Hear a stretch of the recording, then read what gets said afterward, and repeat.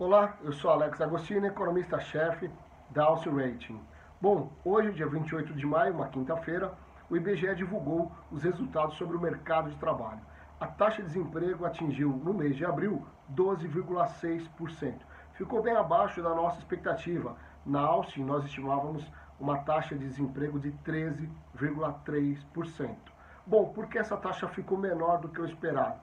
Porque a população economicamente ativa diminuiu, ou seja, a força de trabalho, aquelas pessoas que têm capacidade de trabalhar, acabaram desistindo de procurar emprego diante dessa pandemia. Ou seja, eles já estavam bastante preocupados em relação à economia brasileira, não estavam conseguindo emprego já no final de março, que a taxa de desemprego lá em março tinha subido para 12,2%, vocês vão lembrar bem. Então eles acabaram saindo da força de trabalho.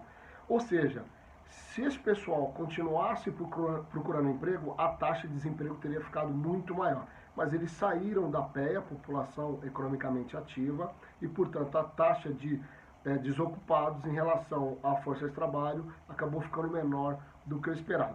Bom, vale lembrar que o mês de abril, em geral, sazonalmente, ele tem uma queda na taxa de desemprego. E neste ano houve uma mudança, né? Nós vimos ontem nos dados do CAGED, do Ministério do Trabalho, sobre emprego com carteira assinada, que houve um corte de 860 mil postos de trabalho, né? Nesse dado do IBGE, ele inclui, por exemplo, emprego informal. Todos, né, com a paralisação da economia, estabelecimentos fechados, confinamento no mês de abril, então houve uma queda muito forte nesses índices e o total é de 5 milhões de pessoas em relação ao que estava em janeiro. 5 milhões de pessoas que não têm emprego, não têm como se sustentar. Daí a necessidade do governo de ajudar via auxílio emergencial e também linhas de crédito para as empresas. Falando em linhas de crédito, hoje também o Banco Central divulgou, como sempre faz todos os meses, os dados sobre o mercado de crédito. Bom, o crédito ele cresceu agora no mês de abril, mas cresceu de forma muito pequena.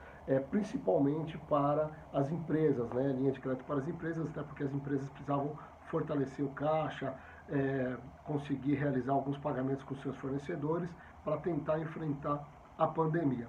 Mas ainda assim, quando a gente compara, ou seja, o volume cresceu, mas quando a gente compara algumas linhas, né, de financiamento, de crédito, em relação ao mês anterior, houve queda, né? Cresceu o volume total, tá? Mas uma linha em relação ao outro, o volume ele acabou crescendo, acabou tendo uma redução. Capital de giro cresceu bastante, 66% foi uma queda. 52% do capital de giro caiu. Antecipação de recursos via maquininha, quando você passa o cartão ali na maquininha, o estabelecimento ele pode antecipar esses recursos diante de um deságio, né? Caiu 61%. Desconto de duplicatas, 44%. São tantos números que eu acabo olhando a minha colinha aqui. Cheque especial foi reduzido a concessão em 28,6%. O outro lado positivo da crise é que o spread bancário, que é a taxa que é cobrada adicionalmente ao quilo que o banco ele tem de recurso, ele cobra do seu cliente, caiu. O spread bancário vem caindo. Claro, a taxa de juros também está em queda, então o spread bancário caiu.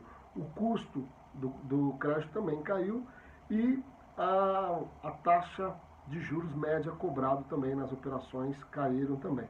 É claro, você tem dois fatores. Primeiro, a taxa de juros básica está caindo, né? Toda hora nós estamos repetindo isso, que a expectativa é de uma nova queda em junho, mas também porque a demanda cresceu muito ali no final de março e abril, e aí os bancos também estão com critérios muito severos para concessão de crédito. Então agora a expectativa é que no mês de maio tenhamos números ainda piores no mercado de crédito. Dinheiro existe, está lá, mas os bancos estão severos porque tem uma grande dúvida do que vem pela frente. E a gente sabe que os bancos têm que ser muito cautelosos para não ter nenhum desenquadramento de capital neste momento de pandemia. O lado importante é que quando a economia voltar de forma um pouco mais forte, a gente espera que tanto para o mercado de trabalho como também para o mercado de crédito, seja retomada uma engrenagem com um pouco mais de vigor lá para setembro, quando os estoques já vão ter diminuído e aí a gente começa a ter uma aceleração da recuperação econômica, ainda de forma branda. Nós estamos falando aí de mais de 13 milhões de desempregados, além de empresas que vieram à falência, recuperação judicial.